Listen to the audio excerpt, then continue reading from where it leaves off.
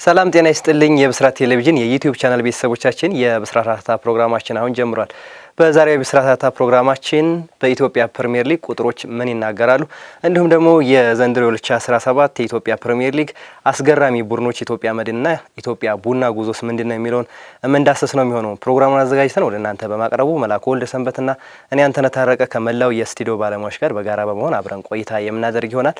እስከ ፕሮግራማችን ፍጻሜ ድረስ አብራችሁን ቆዩ። መሪ እንዴት አለ? ሁሉ ሰላም? እንኳን ደህና መጣ። ከሐዋሳ ቆይታ በኋላ ነው እንግዲህ ከረጅም ቀናቶች በኋላ ነው እንደገና የተገናኘው። የሐዋሳ ቆይታ እንዴት ነበር? ሐዋሳ እንግዲህ 2 ሳምንት ያህል ቆይታ ነበረኝ። እንግዲህ በዛ ቆይታዎች ውስጥ ከርቀት ሳይሆን በቅርብ ሆነን ደግሞ ፕሪሚየር ሊጉ ምን ይመስላል፣ ከሜዳ ውጭ ያሉ እንቅስቃሴዎችስ እንዴት ናቸው የሚለውን ነገር በቅርብ ከአሰልጣኞችም ከአመራሮችም ከተጫዋቾች ጋርም የተለያዩ ቆይታዎች ነበረኝ። በዛ ውስጥ ደግሞ የምታውቃቸው የምትሰማቸው ነገሮች ይኖራሉና ጥሩ ጊዜ ነበረኝ። ግን እንዳጠቃላይ እንግዲህ ብዙ መረጃዎችንም ወደኛ ስትልክ ነበረ። አድማጭ ተመልካቾቻችንም አይተውታል። እንግዲህ ብዙ ፕሮግራሞችን ሰርተሃል፣ ዜናዎችንም በቅርብ ስታደርሰን ነበርና ያው ከርቀት ይልቅስ ደግሞ መቅረብ የተሻለ ነው። በደንብ ደግሞ ነገሮችንም ለማየት ለመዳሰስ የተሻለ ነበረ። እንግዲህ ድጋሚ ወደ ብስራት ሀተታ ፕሮግራማችን ተመልሰሃል። በድጋሚ እንኳን ደህና መጣ። እንግዲህ በዛሬው የብስራት ሀተታ ፕሮግራማችን በኢትዮጵያ ፕሪሚየር ሊግ ቁጥሮች ምን ይላሉ የሚለውን እንዳሰሳለን። እንዲሁም ደግሞ የዘንድሮ 2017 ያልተጠበቁት ቡድኖች ኢትዮጵያ ቡናና ኢትዮጵያ መድን አስገራሚ ጉዞን እያደረጉ ነው። እነሱንም እንዳሰስ ነው የሚሆነው። እንግዲህ ለመንደርደሪያ ያክልም የእንግሊዝ ፕሪሚየር ሊግንም እንዳስሳለን። እንግዲህ ከአጠቃላይ ከቁጥሮች ጋር በተያያዘ መንደርደሪያ እንዲሆነ የእንግሊዝ ፕሪሚየር ሊግ እንግዲህ ትናንት ተጠናቋል። በተመሳሳይ በእንግሊዝ ፕሪሚየር ሊግም ያልተጠበቀው ቡድን ሊቨርፑል ብዙዎች ሳይገምቱ እንግዲህ በአዲሱ አሰልጣኝ በአርኔ ስሎት ስር ዋንጫውን አንስቷል። እንግዲህ ይሄ ብዙዎች ያልጠበቁት ነው። በተመሳሳይ እንግዲህ በእኛም ሀገር ኢትዮጵያ ቡናና ኢትዮጵያ መድን ሳይጠበቁ በዋንጫ ፉክክር ውስጥ ነው የሚገኙት። እንግዲህ በመካከላቸው 6 ነጥብ ነው ያለው ልዩነት። እንዲሁም ደግሞ አጠቃላይ በኢትዮጵያ ፕሪሚየር ሊግ ቁጥሮችስ ምን ይናገራሉ፣ በኢትዮጵያ ፕሪሚየር ሊግ ሻምፒዮን የሚሆነው ቡድን በተከታታይ ባለፉት 3 ዓመታት ውስጥ እንዴት ነበር ያለው፣ ቁጥሮችስ ምን ይናገራሉ የሚለውን እናያለን። እንግዲህ የምስራቅ አፍሪካ ቡድኖችንም ለማየት እንሞክራለን። ከኛ ጋር ያላቸው የቁጥራዊ ንጻሬስ ምን ይመስላል የሚለውን እንዳሳለን። በአጠቃላይም ሲጠበቁ የነበሩት መቻል፣ ሲዳማ ቡናንም እንዲሁ ኢትዮጵያ ንግድ ባንክንም እናነሳለን። ለምን እዚህ ደረጃ ላይ ተገኙ፣ ምክንያቱስ ምንድን ነው የሚለውን ነገር ቁጥሮችን እያጣቀስን ሰፋ ያለ ቆይታን የምናደርግ ነው የሚሆነው። እንግዲህ ውድ ተመልካቾቻችንም በቆይታችን ብዙ ነገሮችን እንደሚገነዘቡ ወይም ደግሞ እንደሚያገኙበት ተስፋ እናደርጋለን። እንግዲህ ለመግቢያ ያክል ለተመልካቾቻችንም የምንጠይቀው ጥያቄ በአጠቃላይ በፕሪሚየር ሊጉ ወይም ደግሞ በአጠቃላይ በሊጎች ላይ ከ50 ውጤት በላይ የሚያስመዘግበው ቡድን ስንት ይመስላችኋል? ወይስ ለእናንተስ በኢትዮጵያ ፕሪሚየር ሊግም እነማን ይመስሏችኋል የሚለውን ነገር በኮሜንት ሴክሽን ላይ እንዲያካፍሉን በዚሁ እንጠይቃችኋለን። ይህንን እያነሳን ቆይታ የምናደርግ ይሆናል ማለት ነው። እንግዲህ በዘንድሮ የኢትዮጵያ ፕሪሚየር ሊግ ውድድር ላይ ኢትዮጵያ መድንና ኢትዮጵያ ቡና ካናት ሆነው ሊጉን እየመሩ ይገኛሉ። እነዚህ ቡድኖች እንግዲህ በዘንድሮ የውድድር ዘመን እዚህ ደረጃ ላይ ይደርሳሉ ተብሎ ማንም ያልጠበቀ ያላሰባቸው ቡድኖች ናቸው በሊጉ እየመሩ ያሉት። ከነሱ በተቃራኒ ደግሞ በሊጉ አናት ላይ ይቀመጣሉ የተባሉት እነ መቻል፣ ንግድ ባንክና ደግሞ ሲዳማ ቡና ደግሞ ከታች ሆነው ተቀምጠዋልና ይህ ብዙዎች ያልጠበቁት ብዙዎችን ሊያነጋግር የሚገባ በቀላሉ ሊታይ የማይገባ በተለይም እግር ኳሳችን እያደገ መሄድ አለበት ብለን ካለን እንደነዚህ አይነት ጉዳዮችን በሲሪየስ ሆነን ማየት፣ መመልከት፣ መመርመር ያስፈልጋልና በዘንድሮ የኢትዮጵያ ፕሪሚየር ሊግ ላይ ያልተጠበቀ ነገር እየተመለከትን ነው። በዘንድሮ ብቻ ሳይሆን ባለፉት ዓመታትስ የኢትዮጵያ ፕሪሚየር ሊግ ከዚህ የተለየ ነበረው ወይ የሚለውን ነገር የምንመለከት ይሆናል ማለት ነው በዛሬው ፕሮግራማችንና በዋናነት እንግዲህ ዛሬ ላይ የምንመለከተው የኢትዮጵያ ፕሪሚየር ሊግ ውድድር ከየት ተነስቶ የት መድረስ አለበት የሚል በቁጥር ላይ የተመሰረተ በእውነት ላይ የተመሰረተ በእውቀት ላይ የተመሰረተ እግር ኳስ እንድንመራ እንዴት መሄድ አለብን፣ እንዴት ነበርን፣ እንዴትስ መሄድ አለብን የሚለውን ነገር በዋናነት ለተመልካቾቻችን የምናስመለክት ይሆናል።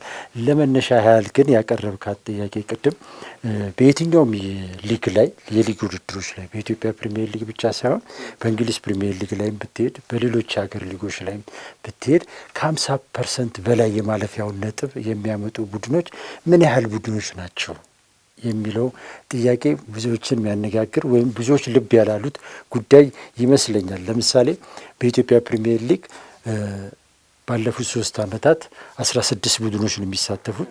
እያንዳንዱ ቡድን በአመት 30 ጨዋታ ያደርጋል።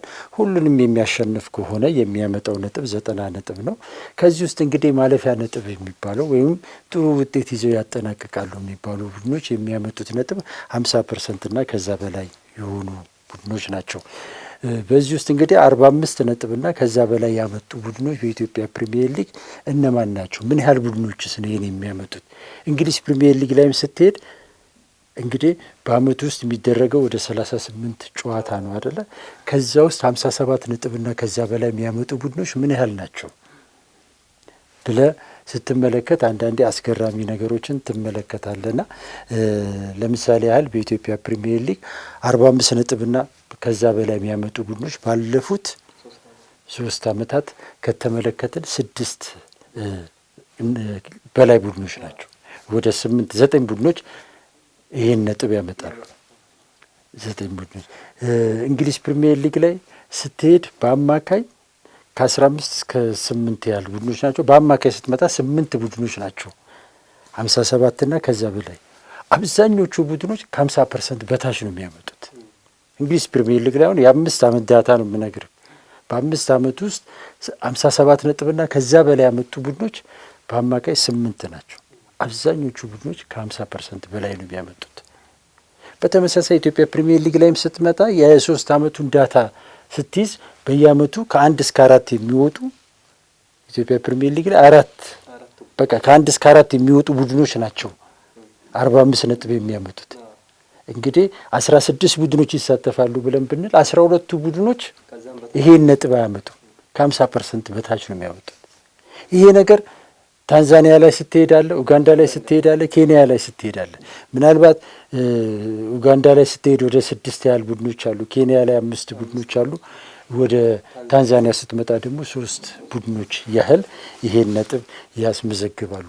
ይሄ ማለት ምን ማለት ነው ብለህ ስትል ቡድኖች እንግዲህ በየሀገሪቱ እግር ኳስ ውስጥ የአንድን ሀገር እግር ኳስ በጣም ሊያሳድጉ የሚችሉት ጥቂት ቡድኖች ናቸው ማለት ነው። ጥቂት ጠንካራ ቡድኖች ካሉ እነዛ የአገሪቷ እግር ኳስ እድገት መለኪያዎች የሚሆኑት እነዛ ጥቂት ቡድኖች ናቸው። እንግሊዝ ፕሪሚየር ሊግ ላይ ሁል ጊዜ ውድድሩ ሲጀመር ማን ዋንጫውን ሊያነሳ ይችላል ብለህ ስትጠይቅ ሲቲ፣ አርሰናል፣ ሊቨርፑል ወይ ቼልሲ፣ ቶተናም ነው የምትለው። ከዚህ የዘለለ ቡድን ብዙ አጠራም አይደለ? አሁን ቁጥራቸው እየበዛ ነው በዚህ 2 ዓመት ውስጥ 3 ዓመት ውስጥ አይደለ? እነ ኒውካስልም ቶተናም ሌሎቹም እየመጡ ነው፣ ትንሽ እየተጠጉ ነው። ዘንድሮ ላይ በተለይ እስከ ትላንትና ድረስ በሌላ ጊዜ እንግሊዝ ፕሪሚየር ሊግ ላይ ማን ዋንጫውን ሊያነሳ ይችላል ወይ ማን ሊወርድ ይችላል የሚለው ነበር ብዙ የሚያነጋግር የነበረው። አሁን ግን ማን እዛ ውስጥ ይገባል የሚለው ነገር ዘንድሮ ላይ እንዲያውም በጣም አጓጊ የሆነበት ሁኔታ እየተፈጠረበት ነውና ሌሎቹ ሀገሮች አሁን ታንዛኒያ ላይ ስትሄድ በዚህ ደረጃ ሆኖ የሚጨርሱት ቶፕ 3 ያለው የታንዛኒያ ሊግ ቶፕ 3 ቡድኖች አሉት። ሁሌም የሚታወቁ ሁሌም ዋንጫው ማን ሊበላ ይችላል ብለህ ስትል ታንዛኒያ ሊግ ላይ 3ቱን ቲሞች ነው የምትጠራው። ያንግ አፍሪካ፣ ሲምባና አዛብን ነው የምትጠራው። ኬንያ ስትሄድ እንደዚሁ አይደለ? እነ ቱስካርን፣ ፖሊስን፣ ጉርማሃያን ነው የምትጠራውና ኡጋንዳ ላይም ስትሄድ እንደዚሁ ቲሞችን የምትጠራቸው ቲሞች አሉ። እነዚህ ቲሞች በወጥነት ሊጋቸው ላይ ፐርፎርም እያደረጉ ነው። በአንጻሩ ግን ወደ ኢትዮጵያ ፕሪሚየር ሊግ ስትመጣ ግን እንዲህ አይነት ቡድኖች አሉን ወይ? ኢትዮጵያ ፕሪሚየር ሊግ ላይ ባለፉት 3 ዓመታት ካየር ከ1 እስከ 3 የወጡ ቡድኖችን ከተመለከትን ኢትዮጵያ ውስጥ 8 ቡድኖች ናቸው ከ1 እስከ 3 መውጣት የቻሉት። ከ1 እስከ 3 ውስጥ መድገም የቻለ ክለብ ደግሞ 1 ቡድን ብቻ ነው። በአንደኝ ዘንድሮ ላይ ከ1 እስከ 3 ውስጥ ነው። የሚቀጥለው ላይም ከ1 እስከ 3 ውስጥ መግባት የቻለ ቡድን 1 ቡድን ብቻ ነው ኢትዮጵያ ፕሪሚየር ሊግ ላይ። እንደ አጠቃላይ ለሶስቱ ደረጃ 8 ቡድኖች ናቸው ኢትዮጵያ ፕሪሚየር ሊግ ላይ የተመለከትን። ታንዛኒያ ሊግ ላይ ግን ስትሄድ ያንግ አፍሪካ አለ፣ አዛም አለ፣ ሲምባ አለ። ሶስቱም ዓመት ላይ እዛ ደረጃ ላይ ይገኛሉ፣ እዛ ደረጃ ላይ ይፎካከራሉ። ኢትዮጵያ ፕሪሚየር ሊግ ላይ ግን ይህን አትመለከትም። 8 ቡድኖች ከምስራቅ አፍሪካ ካሉት ከሶስቱ ለማነጻጸር ከየት ናቸው? ከኬንያ፣ ከታንዛኒያ እና ከኡጋንዳ የእኛ ቁጥር በጣም ብዙ ነው። ባለፉት 3 ዓመታት እንግዲህ ፐርፎርም ያደረገ ኢትዮጵያ ውስጥ ቅዱስ ጊዮርጊስ ብቻ ነው። በኢትዮጵያ እግር ኳስ ታሪክ ውስጥም ለኢትዮጵያ እግር ኳስ እድገትም ልማትም ጥንካሬም መገለጫው ቅዱስ ጊዮርጊስ ነው። ዛሬ ድረስ ቅዱስ ጊዮርጊስ በወጥነት ለዓመታት መዝለቅ ችሏል። ነገር ግን ቅዱስ ጊዮርጊስ ባለፉት 3 ዓመታት 2 ጊዜ የሊጉ ሻምፒዮን ሆኗል። 3ኛው ዓመት ላይ 5ኛ ነው የወጣው። ዘንድሮ ላይ ደግሞ እስካሁን ባለ አፈጻጸም እንግዲህ 8ኛ 7ኛ እያለ ነው ያለው። ወደ ላይ ይመጣሉ በጣም ከባድ ይመስለኛልና ነገር ግን ቅዱስ ጊዮርጊስ ባለፉት 3 ዓመታት 2 ጊዜ በሊጉ አናት ላይ መገኘት ችሏል። አሁን ዋናው ቁም ነገር በሊጉ አናት ላይ መገኘት፣ እዚህ ቶፕ 3 ውስጥ መገኘት ለአንድ ሀገር እግር ኳስ እድገት ጠንካራ ብሔራዊ ቡድን የሚመሰረተው ጠንካራ ክለቦች ሲኖሩ። ስለዚህ ጠንካራ ክለቦች እንደሌሉን እየተመለከትን ነው በዚህ ሊግ በኢትዮጵያ ፕሪሚየር ሊግ። ስለዚህ ጠንካራ ክለቦች ለምንድን ነው የማይኖር? ቅዱስ ጊዮርጊስ ለምን ከላይ ሆነ? አሁን ደግሞ ለምን ፌል አረገ? በ2 ዓመት ውስጥ ቅዱስ ጊዮርጊስ እየወረደ ያለ ቡድን እንደሆነ ትመለከታል። ለምን ብለህ ስትል ምክንያት አለው ቅዱስ ጊዮርጊስ። ለምንድን ነው ቅዱስ ጊዮርጊስ አምና 5ኛ የወጣው አሁን ደግሞ ከዛ በታች እየሆነ ያለው ብለህ ስትል በትክክል ማንም ሰው ሊቆጥረው፣ ሊናገረው፣ ሊዳስሰው፣ ሊጨብጠው የሚችል ምክንያት አለው። ለምን ውጤት አጣ አይደለም ቁም ነገሩ። ውጤት ስታጣም ስታገኝም ግን ምክንያታዊ መሆን አለብን። ዋናው የኢትዮጵያ እግር ኳስ አሁን የኢትዮጵያ ፕሪሚየር ሊግ ክለቦች ላይ የምንመለከተው ችግር ይሄንን ነው። ቅዱስ ጊዮርጊስ ጋር ቢታይ ነገር አለ። ዘንድሮ ዋንጫ ያነሳሉ ተብሎ የታሰቡት ወይም ለዋንጫ ቀርቦ የነበረው ቡድን ለምሳሌ መቻል ነው። መቻል ዘንድሮ የት ደረጃ ላይ ነው ያለው? እዛ ደረጃ ላይ ለመሆኑ ምንድን ነው ምክንያቱ? በቃ ለምን ሆነ አይደለም፣ ግን እዛ ቦታ ላይ ስትሆን ምክንያት ካለ ችግር የለውም። ነገር ግን መቻል በኢትዮጵያ እግር ኳስ ውስጥ አሁን ላይ ከማንኛውም የኢትዮጵያ ፕሪሚየር ሊግ ክለብ በቁጥር 1 ደረጃ ልትጠቅሰው የምትችለው ትልቅ ክለብ ነው። በፋይናንስ፣ በአደረጃጀት፣ በሰው ኃይል፣ በብዙ መመዘኛዎች መቻልን ሊፎካከር የሚችል ክለብ የለም አሁን ላይ። አብዛኛው በቃ ሁሉንም ነገር ያሟላ ሁሉንም ነገር መስጠት የሚችል ክለብ ነው። ስለዚህ መቻል ወደቀ ማለት ሀገር ወደቀች ማለት ነው። ስለዚህ ለምን ተብሎ ማንም ኢትዮጵያዊ የሆነ ማንም እግር ኳስን የሚወድ የማንም ክለብ ደጋፊውን መጠየቅ መቻል አለበት። እንደዚህ አይነት ክለቦች እንዲበዙልን ነው የምንለፈው የምንሰራው። በተመሳሳይ ሲዳማ ቡና ተመልከት። ባለፉት ዓመታት በየዓመቱ በሚሊዮን የሚቆጠር ገንዘብ ያወጣል። ሁሌም ለሻምፒዮናነትን አቅዶ ወደ ውድድር የሚገባ ክለብ፣ ነገር ግን በየዓመቱ የሚታመስ ክለብ፣ በየዓመቱ አሰልጣኝ የሚቀያየር ክለብ ነው ሲዳማ ቡና። ዘንድሮም እንደምታውቀው የአገሪቱ ታላላቅ ተጫዋቾችን ይዟል። ታላላቅ ተጫዋቾች የነበሩትን አስቀርቷል። ነገር ግን ሲዳማ ቡና እንደው ዙር ላይ የት ነበረ? አሁን ደግሞ እንዴት እያንሰራራ ነው ያለው? ይሄ ምንድን ነው ምክንያቱ? ለምንድን ነው የኢትዮጵያ ፕሪሚየር ሊግ ላይ ያሉ ክለቦች በወጥነት መዝለቅ ያልቻሉት የሚለው ነገር በደንብ መታየት መቻል አለበት። ንግድ ባንክ በተመሳሳይ አምና ሻምፒዮና የሆነ ቡድን አሁን የት ነው ያለው? ይህ ቡድን ለምን? ምክንያቶች የሉም ማለት አይደለም። የሚጠቀሱ ምክንያቶች አሉ። እነዚያ ምክንያቶች ግን ውሃ የሚቋጥሩ ናቸው ወይ? በትክክል ንግድ ባንክ አሁን ዘንድሮ ላይ ዋንጫ ላይ አይገኝ፣ አንደኛ አይሁን፣ ነገር ግን 2ኛ፣ 3ኛ፣ 4ኛ ግን የከለከለው ማን ነው? ቢያንስ በዛ ደረጃ ሊሆን አይገባም ወይ ክለብ? ይሄ አሁን ዘንድሮ በቃ ንግድ ባንክ ዋንጫ አጣ፣ ባንክ መቻል ዋንጫ አጣ፣ ሲዳማ ዋንጫ አጣ ብለን የምናልፈው ዜና ነው ወይ? በደንብ መታየት መቻል አለበት። በአንጻሩ ኢትዮጵያ መድን፣ ኢትዮጵያ ቡና ተመልከታቸው። እነዚህ ቡድኖች ዘንድሮ ላይ በፋይናንስ በበጀት ጣሪያው ምክንያት በጣም የተንኮታኮቱ ደረጃ ውስጥ ይገባሉ ተብለው ፍጹም ያልታሰቡ ክለቦች ናቸው። አብዛኛው በወጣት ተጫዋቾች አማካይ የሆኑ ተጫዋቾች ይዘው ነው ወደ ውድድር የገቡት እነዚህ ቡድኖች። ነገር ግን አሁን ላይ ያሉበት ደረጃ ግን ከሊጉ አናት ላይ ነው። ማንም ባልጠበቃቸው ማንም ባላሰባቸው ሁኔታ የሊጉ መሪ መሆን ችለዋል። እነሱ መሪ ዋናው ልናያቸው የምንፈልጋቸው የዋናው የዝግጅታችን ርዕስም ስለሆኑ ያንኛውን ነገር ለማጠቃለል ያክል በተለይ ደግሞ የሲዳማ ቡናን እና የመቻልን በደንብ ማየት አለብን ብዬ አምናለሁ። ምክንያቱም እንዳልከው ነው መጀመሪያ ክለቦቹ ሲመጡ ዋንጫን አስበው ነው የመጡት ዘንድሮ እና ብዙ ብርም ፈሰስ አድርገዋል። ያ ፈሰስ የተደረገበት ነገር ግን ያን ያክል ፍሬ ሲያፈራ እያየ ነው አይደለም። ለሱ ደግሞ ምክንያቱ ምንድን ነው? ምክንያቱም ቁጥሮችን አስቀምጠናል ቅድም በኢትዮጵያ ፕሪሚየር ሊግ ውስጥ ከ1 እስከ 5 ወይም እስከ 4 የሚወጡ ቡድኖችን ስንት ቡድኖች እንደሆኑ አስቀምጠናል። እነዛ ቡድኖች መጀመሪያ መቻል ዘንድሮ ዋንጫ በላለው ብሎ ሲነሳ ምን ነው መሰረት አድርጎ የተነሳው? እንደው ተጫዋችን ብቻ ማስፈረሙ ለዋንጫስ ያበቃል ወይ? አሁን በአደረጃጀትም የተሻለ ነው ብለናል አይደለም መቻል፣ ግን ደግሞ ያንን እያሳየን አይደለም። ይሄ ቁጥር እኮ የሚያስረዳው ብዙ ነገሮች አሉ አይደል? ለአንድ ቡድን 2016 ላይ ተቀምጦ 2017 ላይ ዋንጫ በላለው ካለ የ2016 ውጤቱን በደንብ መገምገም አለበት።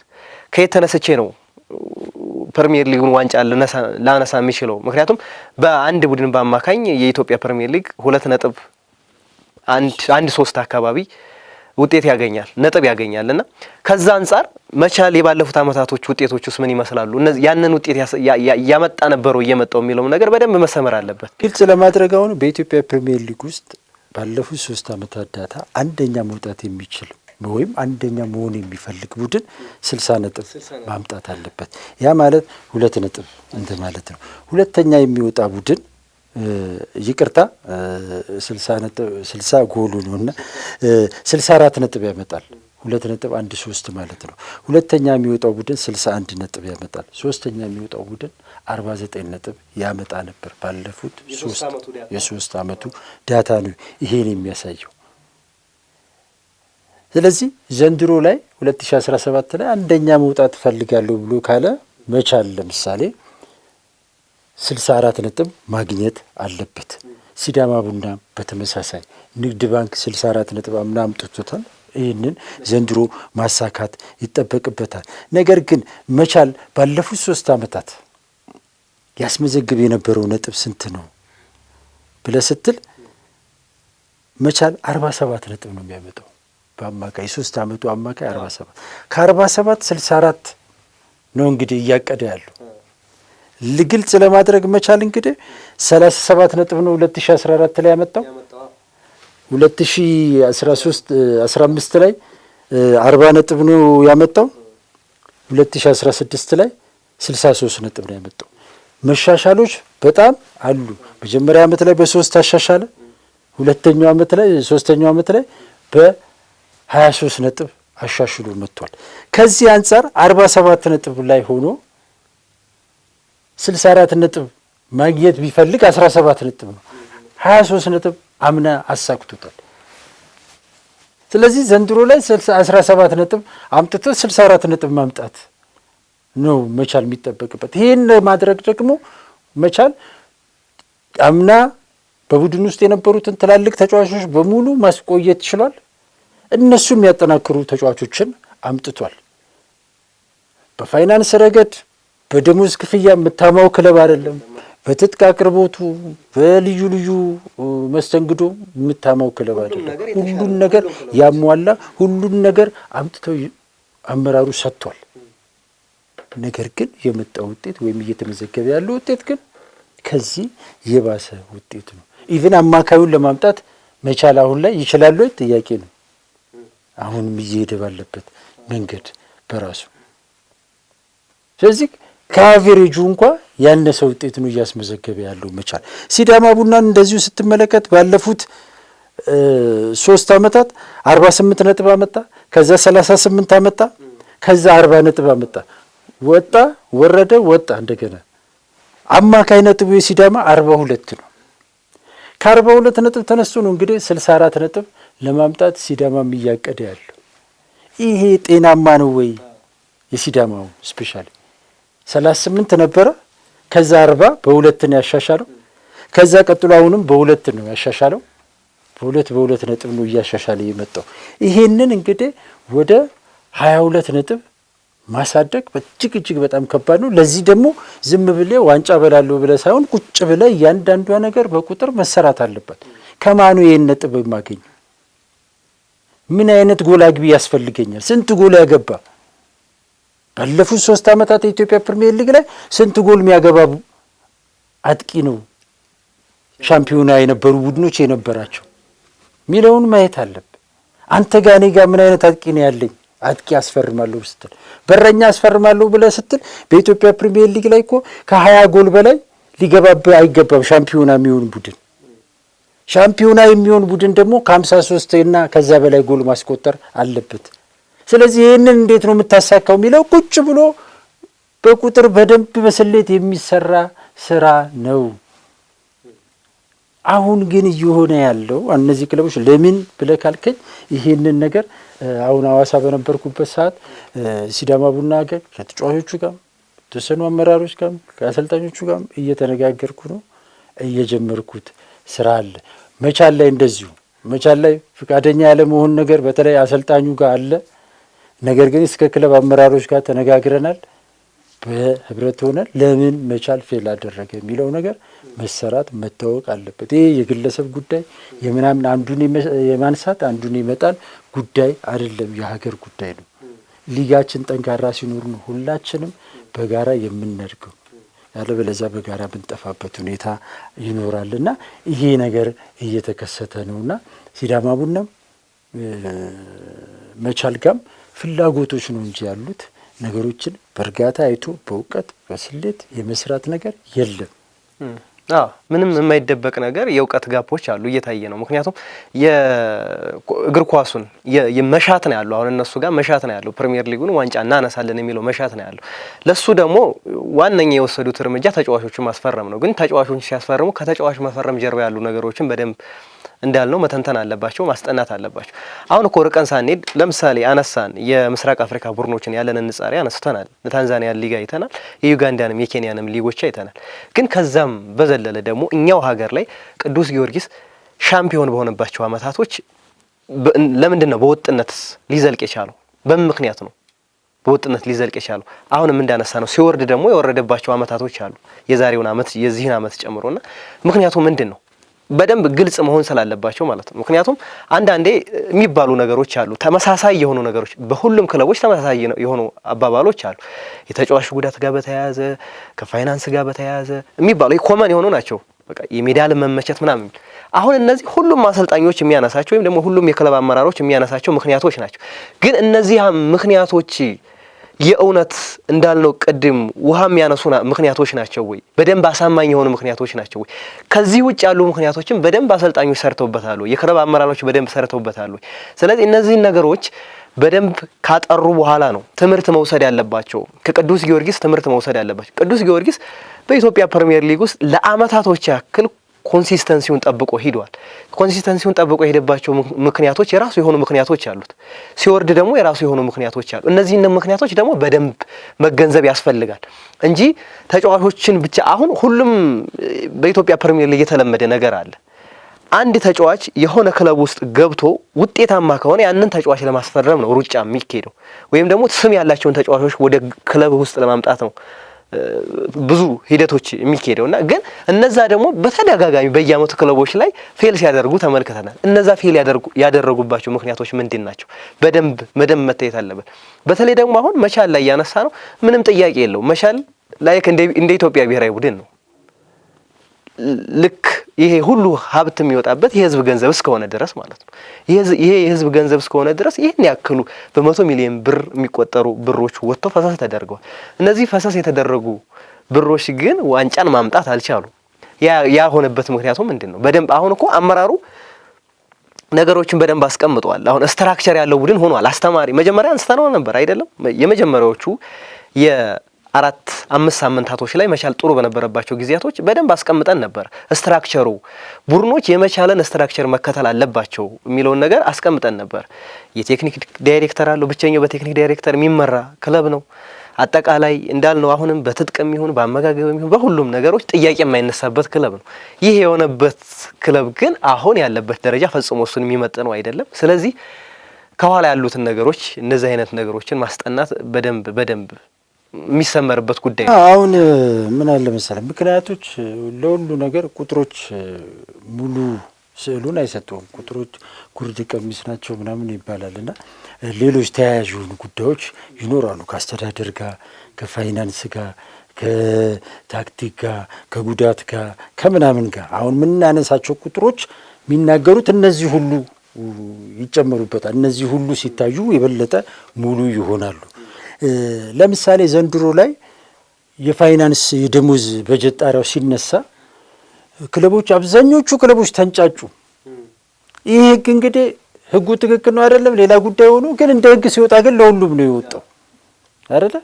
ለሁሉም ሲወጣ ብዙዎቹ ጣታቸውን ማላይ ቆሰሩ። መቻልና ሲዳማ ያለ አግባብ ተጫዋች እያስፈረሙ ነው፣ ከንቱኑ ውጪ ናቸው ምናምን እየተባለ ሁሉም ወጡ። እሺ እነሱ ከስርዓት ወጥተው ሻምፒዮና ለመሆን ነው። እሺ አንደኛና ሁለተኛነቱን ስጣቸው። እሺ ሶስተኛነቱን ማን የከለከለ? አራተኛነቱን ማን የከለከለ?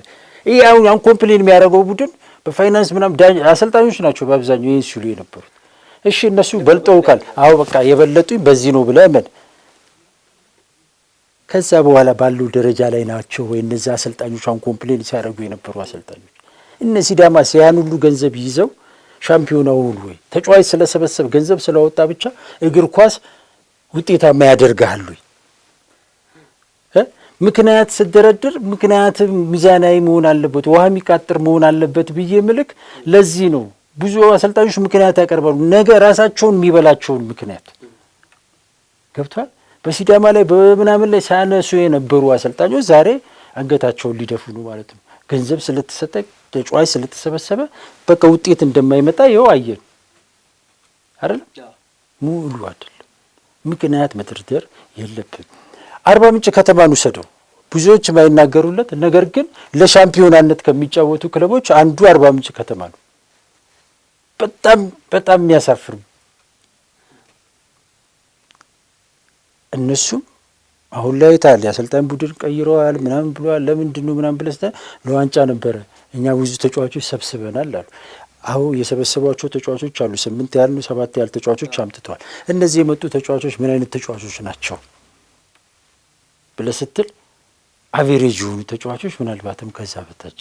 የኢትዮጵያ ፕሪሚየር ሊግን ዋንጫ ማንሳት ለሚፈልግ ክለብ የሚመጥኑ ተጫዋቾች ናቸው ወይ ያመጣቸው? አንድ ሁለተኛ 80% የሚሆኑት ወይም 70% የሚሆኑት የቡድኑ ተጫዋቾች ከአንድ ዓመት በፊት ቡድኑን ያወረዱ ናቸው። ቡድኑ ሲወርድ የነበሩ ናቸው። ወርደ ከፍተኛ ሊግ ተጫውተን የመጣኸው እነዛ ልጆች ይዘህ ነው ለሻምፒዮናነት። እነዛ ልጆች ለሻምፒዮናነት ቢያበቁት ኖሮ ያን ጊዜ ቲሙ አይወርድም እኮ ነበር። አንድ ዓመት ነው 6 ወር 7 ወር አይደል ከፍተኛ ሊግ ላይ ቆይተው የመጡት እነዚህ ልጆች ምንድን ነው ይዘውልክ የመጡትና ነው አንተ ለዋንጫ የምታስበው? የክለብ አመራሮች ጋር ያለ ትልቅ ክፍተት፣ ትልቅ ችግር አንዱ ይሄ ነው። ገንዘብ ስለከፈሉ ደሞዝ ስለወጡ ብቻ ውጤት እናመጣለን ብሎ የማሰብ ነገር፣ ይሄ ችግር ብዙዎቹ ጋር አለ።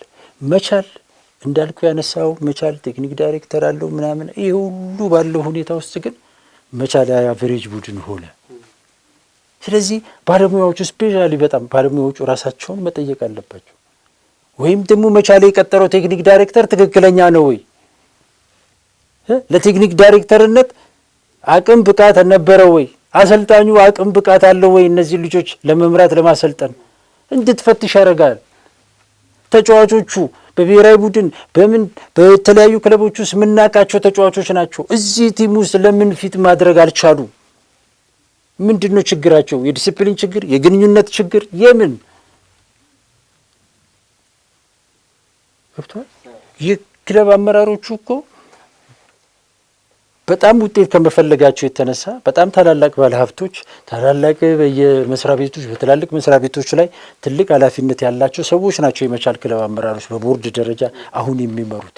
በከፍተኛ ሞራል በከፍተኛ ስሜት ክለቡን ከኢትዮጵያ አልፎ በአፍሪካ ከዛም በዓለም አቀፍ ደረጃ ለማሳወቅ ትልቅ ስራ እየሰሩ ያሉ ሰዎች ናቸው። ባለሙያዎች አድርጉ ያሏቸውን ነገር በሙሉ አድርገዋል። አሁን ላይ ግን ስሜታቸው ተጎድተዋል እነዚህ ሰዎች። ለምን ብለህ ስትል ባለሙያዎቹ ጋር አሁን ተጠያቂ ስትል አሰልጣኙ፣ ተጫዋቹ፣ ቴክኒክ ዳይሬክተሩ፣ ክለብ አካባቢ ያሉ አስተዳደር ሰዎች እነዚህ ሁሉ ናቸው። ከነዚህ ግን ማን ነው ትልቁ ድርሻ የሚወስደው? ማን ነው የቱ ጋር ነው ችግር ያለው የሚለው ግን በደንብ መፈለግና ግልጽ መሆን መቻል አለበት። ምክንያታዊ ዝም ብለህ እንትና ስለተጎዳብኝ ነው እንትና ተጫዋች ስላስፈረመ ነው እንትና እንትን ስለሆነ ነው ሳይሆን በእውቀት እግር ኳሳችን ከመቼ ነው በስሜት በፍላጎት በግል ፍላጎታችን የሚመራው? በቃ ሊጉን የሚመራው ሊጉን የሚዳኘን እነዚህ 3 ዓመት ዳታዎች ናቸው፣ መረጃዎች፣ እውነት ሁላችንንም ያስማማል። ያ ነው በቃ አንደኛ የሚወጣ ቡድን በኢትዮጵያ ፕሪሚየር ሊግ ላይ 64 ነጥብ የሚያመጣ ነው። በቃ ቁጭ ብሏል ይሄ። ስለዚህ ይሄን ነጥብ እንዴት ላምጣው ብለህ ቁጭ ብለህ መስራት መነጋገር አለብን። ምንም የሚያስዋሽ የሚደበቅ ነገር አይደለም። እግር ኳስ የትኛውም ሙያ ስትሰራ መጨረሻው መቋጫው መመዘኛው ቁጥር ነው። በቃ ሌላ ነገር የለም። ስለዚህ በቁጥር ላይ ተመስርተን ስራዎች መሰራት መቻል አለባቸው። ያለበለዚያ ግን የኢትዮጵያ እግር ኳስ በየጊዜው እየወደቀ የሚሄድበት ሁኔታ አለ። ቅዱስ ጊዮርጊስ ከዚህ በፊት ብዙ ስፖርት ቤተሰብ ይቃወም ነበር። ቅዱስ ጊዮርጊስ የሀገሪቷን ትላልቅ ተጫዋቾች እየያዘ ነው፣ እንደዚህ ነው። በቃ ይሄ ቅዱስ ጊዮርጊስ ወዶ ሳይሆን ተገዶ የሚያደርገው ነገር። በቃ በኢትዮጵያ ፕሪሚየር ሊግ ላይ ሻምፒዮና ሆኜ መቀጠል እፈልጋለሁ፣ በምስራቅ አፍሪካ በአፍሪካ ደረጃ እወዳደራለሁ ብለህ ካልክ ምርጦቹን መያዝ ግዴታ ነው። ምርጦች ሁሉ ጋር ሊኖሩ አይችሉም፣ ጥቂቶች ጋር ነው የሚኖሩት። ይሄ የዓለም እውነታ ነው። ስለዚህ የምትይዛቸው ተጫዋቾች እነማን ናቸው? ይሄ እነዛ ልጆች ሊመጥን የሚችል አሰልጣኝ፣ አመራር፣ አስተዳደር አለኝ ወይ ብለህ ማየት መቻል። ቅዱስ ጊዮርጊስ እኮ በአንድ ወቅት በአመቱ 3 አሰልጣኝ ቀየረ። 3 አሰልጣኝ መጨረሻ ላይ ፋሲልና ዘሪሁን ይዘው ቲሙ ሻምፒዮን ሆነ። ለምን? አሰልጣኞች ቢቀያየሩ ቡድኑ ግን መሰረት ነበረው፣ ታሪክ ነበረው። ስለዚህ ሻምፒዮን መሆን ይችላል። ስለዚህ ቡድን እኛ ሀገር አሁን ያለው ተጨባጭ ሁኔታ ቡድን ይፈርሳል፣ ተጫዋቾች ይፈርሳል፣ አሰልጣኝ ይቀያየራሉ፣ አመራር ይቀያየራል። እንዴት ነው እንደዚህ የሚሆነው? በተመሳሳይ አሁን የክለቦቹን ተመለከተን እንጂ የአሰልጣኞቹን ቆይታ በዚህ 3 ዓመት ውስጥ ተመልከት። በዚህ 3 ዓመት ውስጥ ኢትዮጵያ ፕሪሚየር ሊግ ላይ ከ20 ምናምን በላይ አሰልጣኝ አሰልጥኗል። 3 ዓመት መቆየት የቻለ አሰልጣኝ ስንት ነው? 3 ዓመት የቆየ እስቲ ክለብ ይዞ አንድ ክለብ ይዞ 3 ዓመት የቆየ ምናልባት በጣት የሚቆጠሩ አይንጣት ቆጥረን አንጨርስ ያሉት አሰልጣኞች እነዚህ አሰልጣኞች ናቸው ያሉት። ስለዚህ መረጋጋት የሚባል ነገር ሊጋችን ላይ የለም። አለመረጋጋቱ ደግሞ እግር ኳሳችን እየወደቀን እንግዲህ የኢትዮጵያ እግር ኳስ ፌዴሬሽን በአንዱ ጉዞ 10 ሚሊዮን ብር አወጣው፣ በአመት 100 ሚሊዮን ብር አልበቃ አለኝ ምናምን እያለ የሚለው ከዚህ ሊግ ላይ ነው፣ ከዚህ ውድድር ላይ ነው ተጫዋች የሚወስደው። እንዴት ነው እንደዚህ የሚሆነው? የኢትዮጵያ እግር ኳስ ፌዴሬሽን በትክክል ይሄን የኢትዮጵያ ፕሪሚየር ሊግን ያውቀዋል ወይ? ያውቀዋል? ይከታተለዋል? በትክክል መግለጽ ይችላል? የኢትዮጵያ ፕሪሚየር ሊግን የኢትዮጵያ ብሔራዊ ቡድን አሰልጣኝ የኢትዮጵያ ፕሪሚየር ሊግን በትክክል መናገር ይችላል?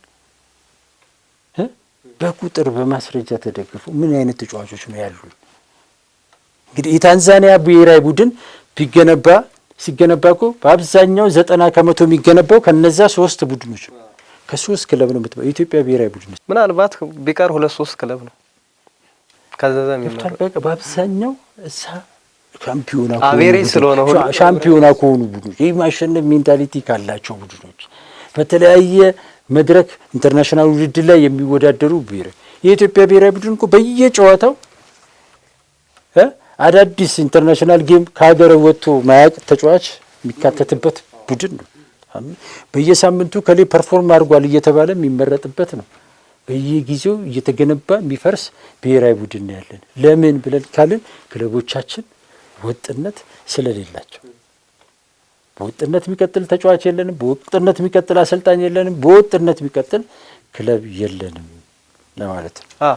ያው ዞሮ ዞሮ የሊጋችን የብሔራዊ ቡድኑ ነጸብራቅ ነው እና ከዛ አንጻር ምንም እንትን የሚያሻማ ጥያቄ አይኖረውም። ዞሮ ዞሮ የወጥነት ችግሩ የሊጉ ወጥ አለመሆን ብሔራዊ ቡድኑ ላይ አፌክት አድርጎታል። ወጥ አይደለም፣ ምንም ጥያቄ የለውም። ስለዚህ ዞሮ ዞሮ እግር ኳስ የሚታይ ነገር ስለሆነ ስናሸንፍም ምክንያታችን የሚታይ መሆን አለበት፣ ስንሸነፍም ደግሞ ምክንያታችን የሚታይ መሆን አለበት። ከዚህ አንጻር ይህን ነገር በግልጽ ማስቀመጥ ምንም የሚያሻማ ጉዳይ አይደለም። በደንብ ሊሰራበት የሚገባ ነው። ነገሮችን ማስተንተን እንዳልነውም ሊግ ካምፓኒውም ከማወዳደር ባለፈ ለኢትዮጵያ እግር ኳስ ያበረከተው ነገር ምንድን ነው? ሊግ ካምፓኒ ይዞት የመጣው የራሱ የሆነ እድል አለው። ሊግ ካምፓኒ ግን ደግሞ በእግር ኳሱ አጠቃላይ ደግሞ በኢትዮጵያ ብሔራዊ ቡድን ያበረከተው አስተዋጽኦ ሊግ ካምፓኒ ከመጣ በኋላ የኢትዮጵያ እግር ኳስ ምን ደረጃ ላይ ደርሷል? የኢትዮጵያ ብሔራዊ ቡድን ውጤቱስ ምን ይመስላል? ስለዚህ እነሱም ተጠያቂ መሆን አለባቸው። በነገራችን ላይ ሊግ ካምፓኒ መጥቷል፣ ለክለቦች የፋይናንስ ምንጭ መሆን ችሏል በተወሰነ መልኩ። ግን ደግሞ ከፋይናንስ ምንጭነት በዘለለ ግን ባለፉት 5 ዓመታት ውስጥ የኢትዮጵያ ብሔራዊ ቡድን የምናስቀምጥበት ደረጃ የሚታወቅ ነው፣ የሚታይ ነው። ያለን ውጤት የሚያሳይ ነው። ውጤት ማግኘት አልቻለም። ስለዚህ ይህን ነገር ደግሞ ቆም ብሎ ማሰብ ይኖርባቸዋል። አጠቃላይ ፌዴሬሽን የሚሆን የኢትዮጵያ ፕሪሚየር ሊግ አክሲዮን ማህበርም ይህንን ነገር ማየት ይጠበቅበታል። እንግዲህ ወደ ሁለተኛው ጉዳያችን እንሂድ። የዘንድሮችን የ2017 የኢትዮጵያ ፕሪሚየር ሊግ አስገራሚ ቡድኖች ማንም ሳይጠብቃቸው እዚህ ቦታ ላይ የተገኙ ቅድም እንዳነሳው ብዙ ተጫዋቾችን ያልያዙ አቬሬጅ እንኳ ባንለው የተወሰኑ ብቻ ከቅድም ካነሳናቸው ቡድኖች በታች ተጫዋቾችን የያዙ ናቸው። ምናልባት አሁን ካላቸው ኳሊቲ ላናወዳድረው እንችላለን። እንግዲህ ይሱ የራሳቸው የሆነ ምክንያቶች አሉት። የአሰልጣኞች ስራም እዚህ ጋር የሚገለጽ ስለሚሆን ተጫዋቾቹ ሲመጡና ተጫዋቾቹ ከመጡ በፊት ያላቸውም ኳሊቲ የሚታወቅም ስለሆነ ማለት ነው። ከዛ አንጻር እነዚህ ሁለት ቡድኖች ኢትዮጵያ መድንና ኢትዮጵያ ቡና ዘንድሮ አስደናቂ ግስጋሴን እያደረጉ ነው። እንግዲህ በመካከላቸው 6 ነጥብ ልዩነት ነው ያለው። 64 54 እና 60 ነጥብ ነው ያላቸውና ከዚህ አንጻር በደንብ ጥሩ ጊዜን እያሳለፉ ነው የሚገኙት ብሎ ማለት ይቻላል። እንግዲህ ካሉ ሳይጠበቁ ያን ያክል መጀመሪያ ሊጉ ሲጀመር እንግዲህ ብዙም ሰው እንደጠበቀው መቻል፣ ሲዳማ ቡና እያልን ዘርዝረናል። ግን ከነዛ ዝርዝር ውስጥ እነዚህ ቡድኖች አልነበሩም። ማንም የጠበቀ የለም። ግን ሳይጠበቁ ይህንን እዚህ ውጤት ደረጃ ላይ ደርሰዋል። ይሄ ደግሞ የራሱ ምክንያት አለው። እንግዲህ ብዙ ምክንያቶችን ልናነሳ እንችላለን። እንግዲህ ብዙ ምክንያቶች አሉት። እንግዲህ ቅድም የአሰልጣኞችንም ቆይታ አንስተናል። በነገራችን ላይ አሰልጣኞች ሲቆዩ ግን በቆዩባቸው አመታቶች ምን ያክል ውጤታማ ናቸው? ምናልባት ያልተረጋጋ የአሰልጣኞች ቆይታን በሊጋችን ብዙ ጊዜ ሊጋችን ይታማል። በዚህ ደረጃ ለአሰልጣኞች የረጅም ጊዜ እቅድ የመስጠት ረጅም ጊዜን የመስጠት ችግር አለ። ግን ደግሞ ረጅም ጊዜ የተሰጣቸው አሰልጣኞች በቁጥርም ቢሆን 3-4 አሰልጣኞችን ብናነሳ እነዛ አሰልጣኞች ደግሞ ምን ያክል ውጤታማ ናቸው ተብሎ የውጤታማነት ጥያቄ ይነሳባቸዋል። ግን በአሰልጣኝ ገብረመድህን ኃይሌም ባለፉት 2-3 አመታቶች ቡድኑ ከየት ተነስቶ የት እንደደረሰ የሆነ የሚያሳይ ነገር አለው።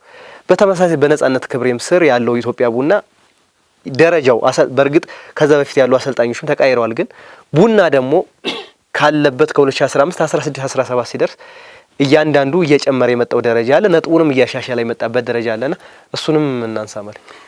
እንግዲህ በዘንድሮ ውድድር ላይ ሁለቱ ቡድኖች ነጥረው ጎልተው መውጣት የቻሉበትን ጥሩ ጊዜ እያሳለፉ ይገኛሉ።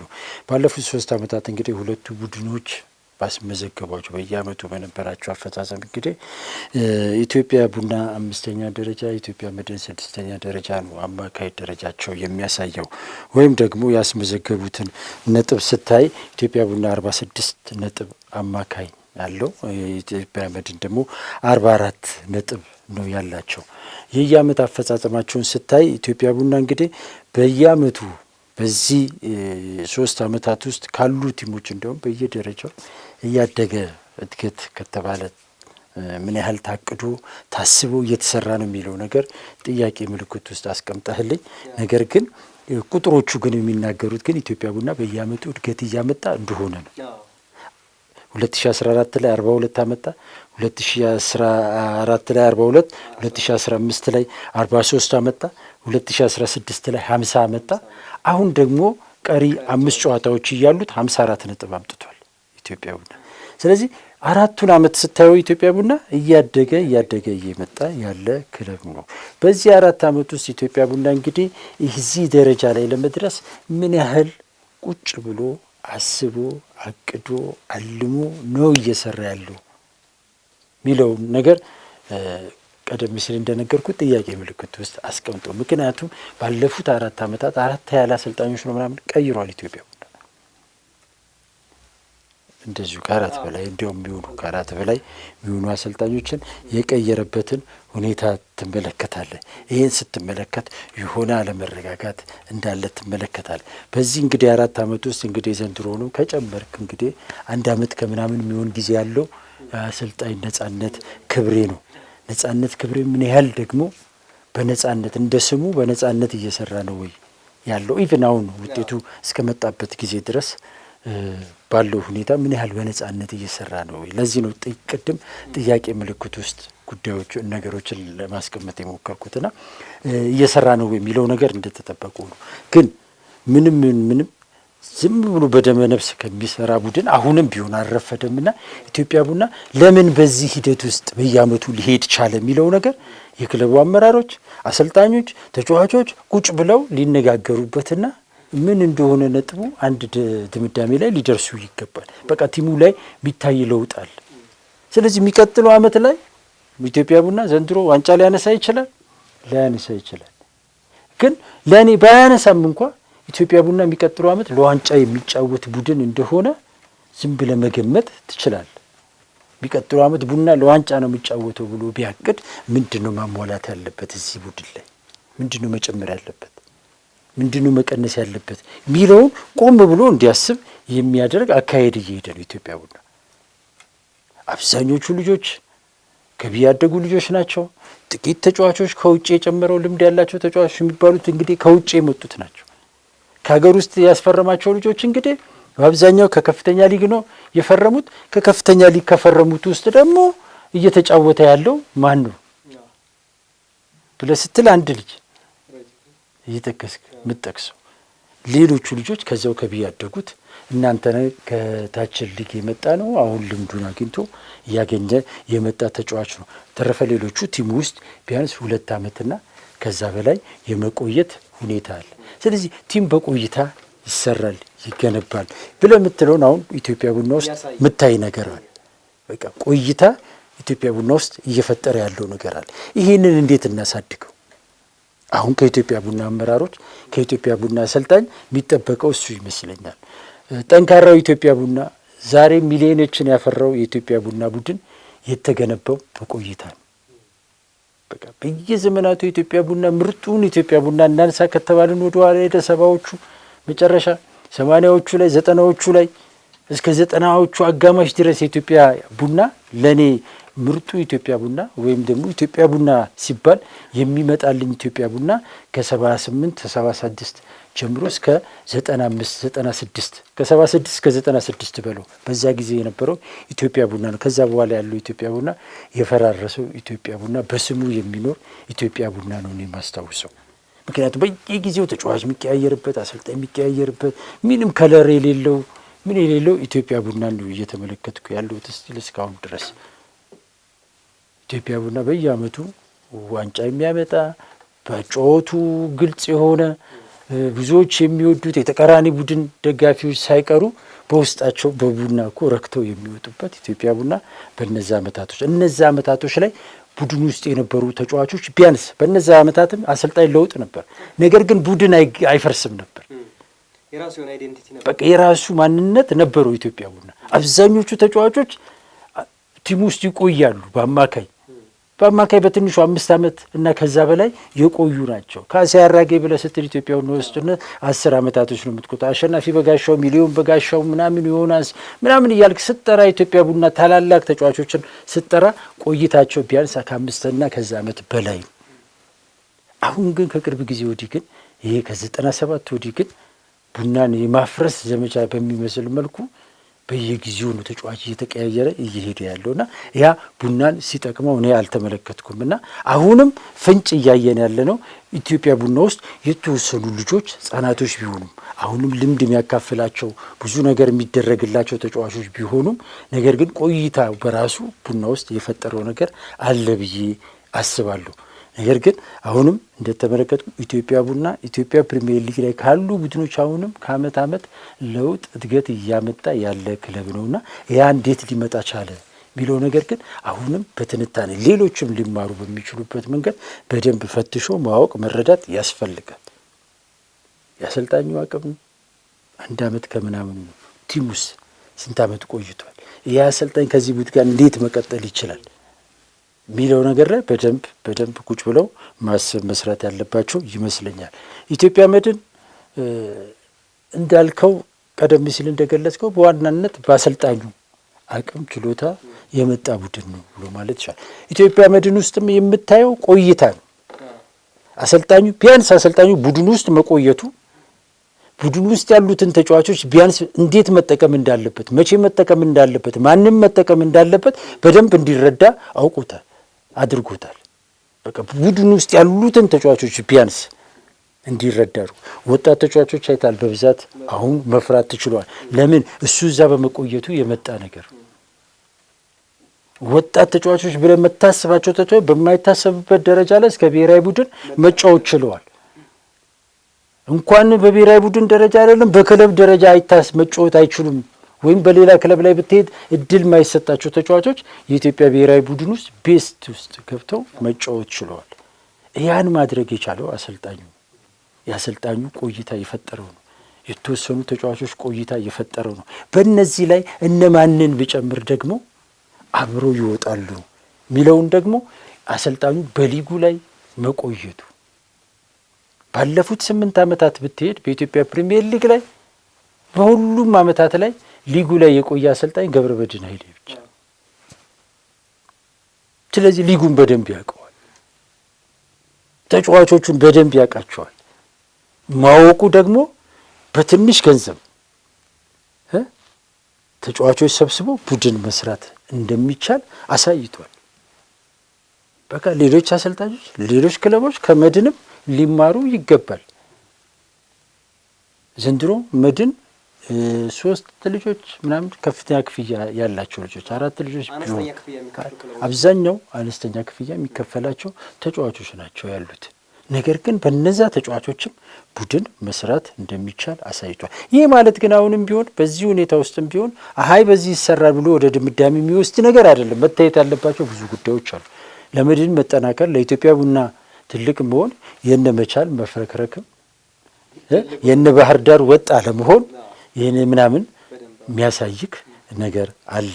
የነዛም ድምር ውጤት ሆኖ ግን በዛ ውስጥም ሆኖ ግን እነዚህ ሁለት ክለቦች ባላቸው አቅም ባላቸው ሪሶርስ እንዴት ውጤት መምጣት እንደሚቻል ቢያንስ በሊጉ ላይ እኮ ጠንካራ ተፎካካሪ ቡድን መስራት ችለዋል። ዋንጫውን ባያገኙ እንኳን ዋንጫውን ባያገኙ እንኳን በሊጉ ላይ ጠንካራ ሊባል የሚችል ተፎካካሪ ክለብ መስራት መገንባት ችለዋል። በኢትዮጵያ ፕሪሚየር ሊግ ላይ ባለፉት 3 ዓመታት ነግሬያለሁ። ከ50% በላይ የሚያመጡ ቲሞች 8 ናቸው። ከነዛ ውስጥ እነዚህ 2 ክለቦች ካሁን በፊትም አስመዝግበዋል። ዘንድሮም ያንን ማምጣት ይችላል። ያን ማምጣት ከቻሉ ደግሞ ከ1 እስከ 4 ውስጥ ገብተዋል ማለት ነው። ከ1 እስከ 4 ውስጥ ሊገባ የሚችል ቡድን ሰርተዋል ኢትዮጵያ ቡናና ኢትዮጵያ መድንና ሁለቱንም አለማድነቅ አይቻልም። በትልቁ ምሳሌ የሚሆን አይነት ቡድን ሰርተዋል። እንግዲህ ባላቸው ባለን ሪሶርስ እንዴት አይነት ቲም መስራት እንዳለብን በተለይ ደግሞ የአሸናፊነት ሜንታሊቲያቸው ቡድኑ ሁለቱም ቡድኖች ጋር የሚታየው ይሄ ኮሄሲቭነሱ የሚታይ ነገር አላቸው። ዩኒቲያቸው፣ አንድነታቸው ምናምን ነገር የሆነ ነገር አለው የሚታይ ነገር ስላለውና ባለን ሪሶርስ ምን ያክል ጥሩ ቡድን መስራት እንዳለብን ትልቅ ማሳያ የሚሆኑ ቡድኖች ናቸው። እንግዲህ የዛሬውን ፕሮግራማችን በዚሁ እንቋጭ። መሌ ሌላ የምትለው ነገር ከሌለ አሁን እንደ ማጠቃለያ ማድረግ የሚፈልገው በአብዛኛው ቀደም ሲል ስንገልጽ እንደነበረ ኢትዮጵያ ፕሪሚየር ሊግ ላይ የወጥነት ችግር እንዳለ ተመልክተናል። ወጥ ያለመሆን እንደ ክለብ፣ እንደ ተጫዋች፣ እንደ አሰልጣኝ ወጥ ያለመሆን ችግር ሊጉን ጠንካራ ተፎካካሪ ቡድኖች እንዳይፈጠሩ እያደረገ ነው ብለናልና ይሄ ከሆነ ደግሞ ይሄ ሊሆኑ የሚችለው ምንድን ነው ይሄን ያመጣው ለሚለው ነገር ጠቅለል ለማድረግ 1-2-3 ነጥቦችን ማንሳት የሚያስፈልግ ይመስለኛልና እንግዲህ ከዚህ ለመውጣት መፍትሄው ወጥ መሆን ነው። ሌላ ምንም ነገር የለው። ወጥ ለመሆን ደግሞ የሚያስፈልገው እያንዳንዷን ነገር በእውቀትና በእውነት ላይ የተመሰረተ በመረጃ ላይ የተመሰረተ ስራ መስራት ነው። አንድ ቡድን ከዚህ ተነስቶ እዛ ለመድረስ እንዴት ነው መሄድ ያለብኝ፣ ምንድን ነው የሚያስፈልገኝ የሚለውን ነገር መረዳት። ገንዘብ ስለከፈልክ ብቻ ቡድን እንደማይገነባ፣ አሰልጣኝ ስለቀጠርክ ብቻ ቡድን እንደማይሰራ ተመልክተናል። ስለዚህ ቡድን የሚሰራው እንዴት ነው? ገንዘብ አያስፈልግም ማለት አይደለም። ገንዘብ ያስፈልጋል። ትላልቅ ተጫዋቾች አያስፈልጉም አይደለም፣ ያስፈልጋሉ። ትላልቅ አሰልጣኞች፣ ልምድ ያላቸው አሰልጣኞች አያስፈልጉም አይደለም፣ ያስፈልጋሉ። ስለዚህ እነዚህን ግን እንዴት አቀናጅተን መሄድ አለብን የሚለው ግን እውቀት ይፈልጋል። ስለዚህ ያ እውቀት ክለቦቻችን ሊኖራቸው ይገባል።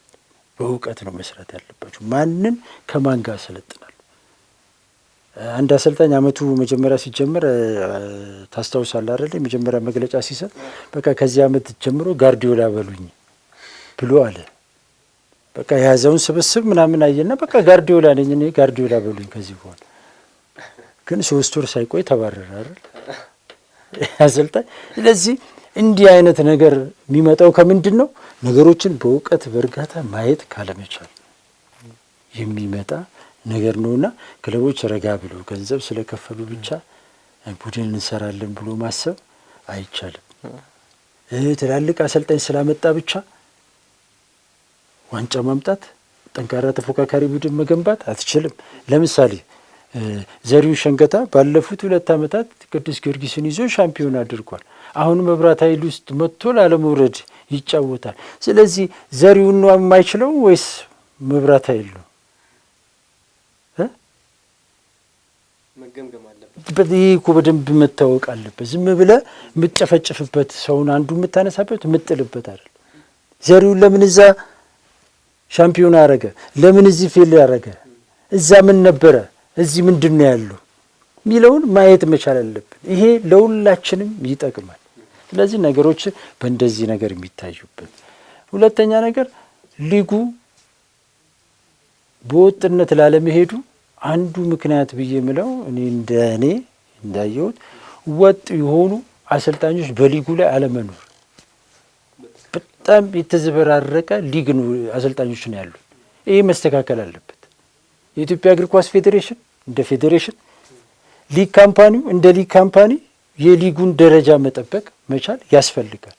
በአሁኑ ሰዓት በኢትዮጵያ በቂ የሚባል የአሰልጣኝ ቁጥር አለን። ድሮ ሕግ ለማውጣት እነማንን እቀጥራለሁ ትላለህ። አሁን ግን የለም እንደዚህ። ቢያንስ ትናንት ወዲያ ባገኘሁት መረጃ በኤ ደረጃ ያሉ ወደ 90 አሰልጣኞች የኢትዮጵያ እግር ኳስ ፌዴሬሽን አስመርቋል ወይም አሉት። ያሉን 18 እና 20 ክለቦች ናቸው፣ 30 ክለቦች ናቸው። ብትቆጥር እንግዲህ እስከ ከፍተኛ ሊግ የገንትን ሊግ ብትወድ 45 ምናምን የሚሆኑ ናቸው። ስለዚህ ከቁጥር በላይ አለን። ስለዚህ ደረጃ ለምንድን ነው ማናወጣለን? ደረጃ መውጣት አለን። እግር ኳስ ወጥ ነው። የትም ዓለም ላይ ብትሄድ እኮ ታክቲክ፣ ቴክኒክ፣ ስነ ልቦናና አካል ብቃት ነው። እነዚህ መርሆችን ግን በኩል ደረጃ የሚረዱ አሰልጣኞች፣ የተማሩ አሰልጣኞች አሉ ነው የሉ። ምንም ላይሰንስ የሌለው አሰልጣኝ ኢትዮጵያ ፕሪሚየር ሊግ ላይ ያሰለጥናል፣ ወይም ሲ ላይሰንስ ያለው ኢትዮጵያ ክለብ ደረጃ ግን ደህና ክለብ አሰልጥኖ ማያቅ የሀገሪቷን ታላላቅ ክለቦች ያሰለጥናል። ትልቅ ብለህ የምትለው አሰልጣኝ በእውቀትም በልምድም ትልቅ ብለህ የምትለው አሰልጣኝ በቢ ቡድን አሰልጣኝ ይቀየራል ኢትዮጵያ ፕሪሚየር ሊግ ላይ። ይሄ እንዴት ወጥነት እንዲመጣ ያደርጋል? አያደርግም። ስለዚህ ወጥነት መኖር አለበት። እዚሁ ጋር ተያይዞ አሰልጣኞች ራሳቸውን መፈተሽ መቻል አለባቸው። አሁን ላይ ለኢትዮጵያ እግር ኳስ እውነት ለመናገር እግር ኳሳችን እየወደቀ በተለይ በሚታየው ነገር በማይታየው ነገር ሳይሆን አሁን ቁጥር ማነሳው እኔ ብዙ ጊዜ ለምንድን ነው ሜዳ ላይ በሚታየው ነገር እንድናወራ ስለምፈልግ ከሜዳው ጀርባ ካለው ሜዳ ላይ ባለው።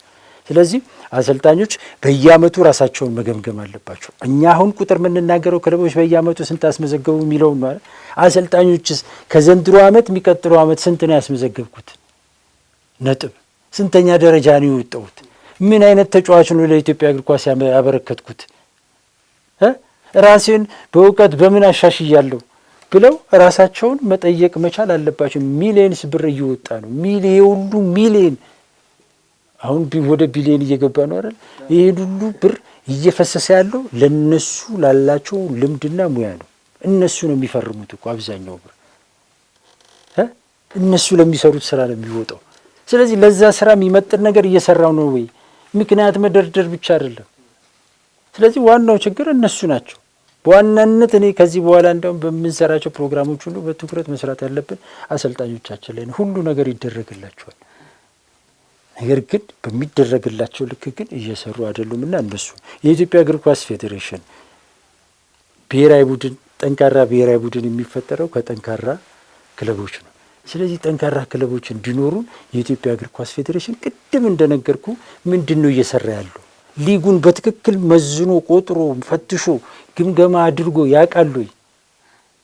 የኢትዮጵያ ፕሪሚየር ሊግ ከዘንድሮ ከአምና ዘንድሮ ምን ልዩነት አለው ብሎ ገምግሞ ያውቃል? ያውቀዋል በትክክል ፕሪሚየር ሊጉን ሲከታተላሉ የፌዴሬሽኑ ሰዎች ያያሉ መጥተው የዋንጫ ስነ ስርዓት ላይ ካልሆነ በስተቀር ተወት። እነሱን ባለሙያ ተብሎ ቴክኒክ ዳይሬክተር ተብለው የተቀጠሩ ሰው አሉ። አሁን እኔ አንድም ቀን ስቴዲየም ውስጥ እኔ አይቻቸው አላውቅም። የብሔራዊ ቡድኑ አሰልጣኞች የሀገሪቱ ትልቁ ሊግ ላይ የሚመጡት 2 ሳምንትና 3 ሳምንት ብሔራዊ ቡድን ምርጫ ሲደርስ ጨዋታ ሲኖረው ነው። በ3 ሳምንት ውስጥ ተጫዋች ይመርጣሉ። በጣም ያሳፍራል። እንግዲህ የብሔራዊ ቡድኑ አሰልጣኞች የፉል ታይም ሰራተኞች ናቸው። ታዲያ እዚህ ፕሪሚየር ሊጉን ካላዩ ሌላ ምንድን ነው የሚያዩት? ቢሮ እንደሆነ የላቸውም እናውቃለን። ወይ ቢሮ እየሰሩ ነው ብለን እንዳንል። ስለዚህ ሊጉን አለማየት፣ ለእግር ኳሱ ተገቢ ትኩረት አለመሰጠት፣ የኢትዮጵያ እግር ኳስ ፌዴሬሽንን ጨምሮ ሊግን መመዘን አለበት። ከዚህ ሊግ ነው የምትመርጠው። ይሄ ሊግ ደካማ ነው አሁን እንደሚያሳየን አይደለ? ወጥነት የለበትም ምናምን። ስለዚህ በዚህ ተፎካካሪ መሆን የለብንም። ከሌለብን ምን አይነት ብሔራዊ ቡድን ነው ይዘን መቅረብ ያለብን? ይሄን ሁሉ ብር ማፍሰስስ አለብን ወይ? ውድድር ላይ መግባት ካለብን እሺ፣ ከውድድር ርቆ ለውጥ የለም። ውድድር ላይ የምንገባ ከሆነ ደግሞ እነማንን ይዘን እንግባና እንስራ ብለህ እኮ መወሰን የምትችለው እንደዚህ ሊጉን በደንብ ስትፈትሽ ነውና ሊጉን መፈተሽ ከሱ ይጠበቃል። ሊግ ካምፓኒው በተመሳሳይ የሊጉን ደረጃ መጠበቅ አለበት። ሊግ ካምፓኒው ከወጣ በኋላ የክለቦች አቅም ይጠናከራል። ብዙ ነገሮች አዳዲስ ጠንካራ ክለቦች ይፈጠራሉ ምናምን ተብሎ ብዙ ተነግሮ ነበረ። ነገር ግን ሊግ ካምፓኒው የመጣውን ያህል የታሰበውን ያህል ግን እየሰራ አይደለም። አንድም ቀን ሊጉን ገምግሞት አያውቅም። በየአመቱ ይሄን ያህል ብር ወጣ፣ ይሄን ያህል ተጫዋች ተቀጣ፣ እከሌ እንደዚህ ተሸለመ፣ ለከሌ እንደዚህ ብር አከፋፈልን ምናምን። ይሄ አንድ ሰው ቁጭ ብሎ የሚሰራው ስራ ነው። ይሄ አይደለም ስራው። የሊጉን ደረጃ የት አደረሰው? ክለቦች በፋይናንስ ምን ያህል አድገዋል? እንዲያድጉ ምን እየሰራን ነው የሚለው ነገር ሊግ ካምፓኒው ተገቢውን ትኩረት መስጠት መቻል አለበት። ሊግ ካምፓኒው በኢትዮጵያ እግር ኳስ ላይ ያደረሰውን ተጽዕኖ አንድ ልንገርና እናብቃ። የፋይናንስ ህጉን አወጣ። የፋይናንስ ህጉ ሲወጣ ግንቦት ላይ ተነገረ፣ ሰኔ ላይ ተግባራዊ ተደረገ። ህግ ሲወጣ ቅድመ ዝግጅት ያስፈልገዋል አይደል? ይሄ የፋይናንስ ህግ መውጣቱ አሁን ችግር አለበት አይደል? እሺ። ነገር ግን የሚወጣው ግን ከሚቀጥለው አመት ጀምሮ ለምሳሌ ዘንድሮ ላይ አወጣን አይደል? 2017 ከ2020 ጀምሮ ይሄ ህግ ተግባራዊ ይሆናል። ህግ እንደዚህ ቀደም ብሎ ነው መውጣት ያለበት እንጂ ዛሬ ወጥቶ ነገ የምታደርገው የምታፈርሰው ነገር ብዙ ነው። ምን አፈረሰ ካልከኝ ባህር ዳር ከነማ ተመልከተው። አሰልጣኙ 3 አመቱ ነው። ይሄ ቡድን ባለፉት 3 አመታት እየተገነባ የመጣ ቡድን ነው። ያለፉትን 2 አመታት ባህር ዳር ዘንድሮ ዋንጫ ማንሳት ነበረበት። ነገር ግን አምና በፋይናንስ ህጉ ሲወጣ የቡድኑ ቁልፍ ተጫዋቾች በሙሉ ግማሽ በላይ ቤስት ተጫዋቾቹ ከቡድኑ ወጡ። በምን ወጡ ብለህ ስትል በፋይናንስ ህጉ። የፋይናንስ ህጉ ልጆቹን ከቲሙ እንዲወጡ አደረጋቸው። ይሄ ቡድን እንግዲህ ለ2 አመት ሲገነባ የነበረው ቡድን ምን ሆነ? ፈረሰ። ይዞ መቀጠል አልቻለም። ባህር ዳር ብቻ አልፈረሰም፣ ግን አገርም ፈረሰች። እነዚህ ተጫዋቾች ከዛ ከወጡ በኋላም እኮ መውጣት አልቻሉም። በተመሳሳይ ኢትዮጵያ ቡና 2 አመቱ ላይ መጣ። ኢትዮጵያ ቡና አሁን በዚህ ስብስብ ላይ እንግዲህ አምና የነበሩ ተጫዋቾች ቢኖሩ ምንድነው ኢትዮጵያ ቡና ሊሆን የሚችለው? ቢያንስ የተወሰኑትን አስቀርቶ ቢሆን። ነገር ግን የፋይናንስ ህጉ መጣና በቃ ልጆቹ መያዝ አልቻለም። ኢትዮጵያ ቡና ሄደ ጥሎት ህግ ስታወጣ እንዴት እግር ኳሱን ባለፈው ጊዜም ስንናገር የነበረው እነሱ የፋይናንስ ህጉን ብቻ ነው ያዩት። ቴክኒካል የሚያመጣውን ተጽዕኖ በሀገር ላይ የሚያመጣው ተጽዕኖ አልታየም። ስለዚህ ሊግ ካምፓኒውም እንደዚሁ ህጎች ሲያወጣ መመሪያዎች ሲያወጣ ከሀገሪቷ አጠቃላይ ሁኔታ ጋር በማየት ቢሆን መልካም ነውና እነዚህ የወጥነት ችግር ወጥ መሆኑ መፍትሄው። ለወጥነት ደግሞ ቁጭ ብሎ ነገሮችን በእውቀትና በእውነት ላይ ተመስርቶ መስራት ተገቢ ነው ለማለት እወዳለሁ። መልካም እንግዲህ ያው በእውቀት ላይ የተመሰረተ አሰራር ቢኖር እንግዲህ እግር ኳሳችን ወደ ምንፈልገው ደረጃ መድረስ ይችላል። ስለዚህ ለሁሉም ነገር ሁሉ እውቀት ዋናው ጉዳይ ነው የሚለው ነገር መሰመር አለበት። ውድ ተመልካቾቻችን በዛሬው ስርዓተ ፕሮግራማችን የኢትዮጵያ እግር ኳስ ላይ ቁጥሮች ምን ይናገራሉ እንዲሁም ደግሞ የዘንድሮ 2017 አስገራሚ ቡድኖች ኢትዮጵያ መድንና ኢትዮጵያ ቡናን የዳሰስንበት የዛሬው ስርዓተ ፕሮግራማችን ይህንን ይመስል ነበር። ፕሮግራሙን አዘጋጅተን ወደ እናንተ በማቅረቡ መላኩ ወልደ ሰንበትና እኔ አንተነህ ታረቀ ከመላው ስቱዲዮ ባለሙያዎች ጋር በጋራ በመሆን አብረን ቆይታ አደረግን። ሰናይ ጊዜን ተመኘን።